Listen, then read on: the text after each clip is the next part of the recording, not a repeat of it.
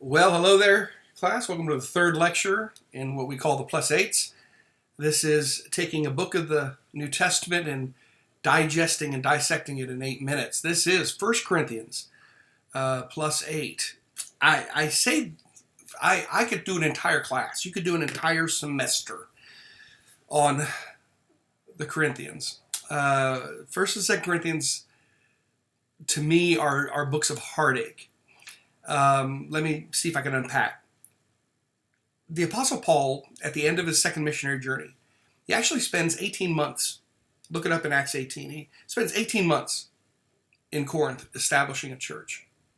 It's a town, Corinth itself, it's a town only about 100 years old. Remember, it had been destroyed, and now is being built back. The Romans destroyed it about, 150 BC, and then Julius Caesar builds it back 46 BC. And so here's this town, which is a massive port area. It's not port area, commerce is the word I'm looking for. About 700,000 people living there in the time of Paul. You got to have a church there. Problem is, number one, language was Latin. The tongue was Greek. Its official language, Latin. Tongue was Greek.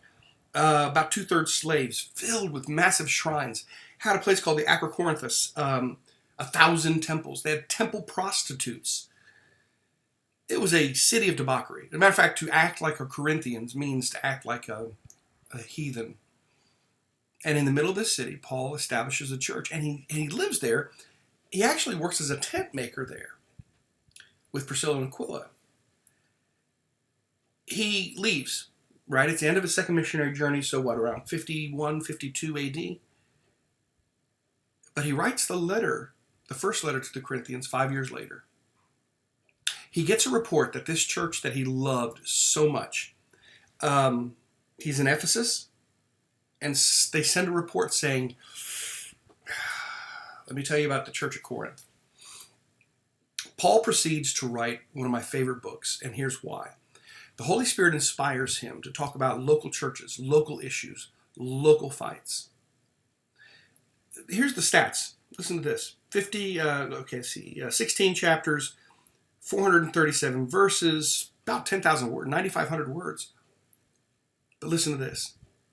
Out of Paul's writings, the most questions, 113 questions in this book. This book is as big as Romans. What he does is he outlines 8 things that they were fighting about. The essence of the church: spiritual gifts, division, sexual immorality, lawsuits, 1 Corinthians 6, selfishness, abuses of the Lord's Supper, the fights over spiritual gifting as to who's the leader and who's not, those that were denying the resurrection. He unpacks this, again, about 10,000 words. He unpacks this in a way where he asks a question and then rhetorically, and then answers it. And he does so by hammering these comparisons. For instance, there was an issue of incest, 1 Corinthians 5. And he says, you guys are acting on lust. I know you're surrounded by it in the city, but we operate by love, 1 Corinthians 13. If we operate by love, lust has no place in this. Lust being just driven by the flesh, whereas love is driven by the heart. He talks about them taking each other to court. And so he compares forgiveness with revenge. He's talking about spiritual gifts where people are almost bragging on their gifting. And he says, no, gifts are for service.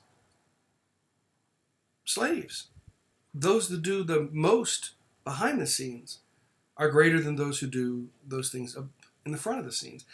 By the way, when I hit on the issue of church, why do I have to go to church? I get it. I understand why people feel that way. I think there's tons of hypocrites in the church too. But I'm a hypocrite. We all are, one way or another. That's why we go. Church isn't a place to brag. It's a place where I can lay my burdens down. I can get plugged in, recharged. I can lay things at the altar. Now, you can do those things at home. But here's the problem. 1 Corinthians 12, twice, and 1 Corinthians 14, twice, he lists spiritual gifts. Every single spiritual gift, every single one of them, has to operate to others in service. Which is the reason why we're the church. It's the reason why we are servants to one another. As a matter of fact, he hammers it pretty hard.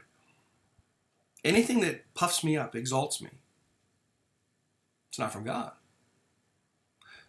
I do what I do as a Christian, and I go to church as a Christian, and I serve as a Christian because I'm a slave to others. You are never closer to Jesus than you are when you're serving, when you're giving, when you're doing things for others who cannot do anything back. The definition of true Christian service is doing something for someone who cannot return the favor. It's a profundity, isn't it? There was a temple in Corinth, the Temple of Aphrodite, on the top of, let's 1,800-foot promontory, and a symbol of, obviously, Aphrodite, sexual promiscuity.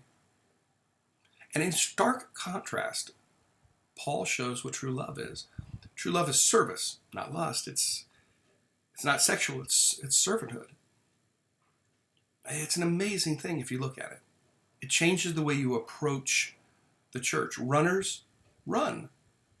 Soldiers on the battlefield. Basketball players on the court. That's what church is. If you say I'm a basketball player but I don't play, do you really? Are you really? If you say I love football but I don't participate, are you really a football player or are you just a spectator? Christianity was never designed for spectators, but servants.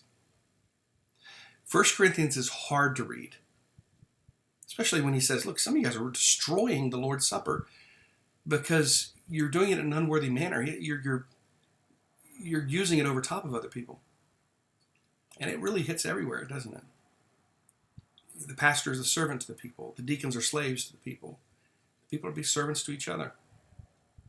1 Corinthians is an incredible assessment of our fellowship. Till next time.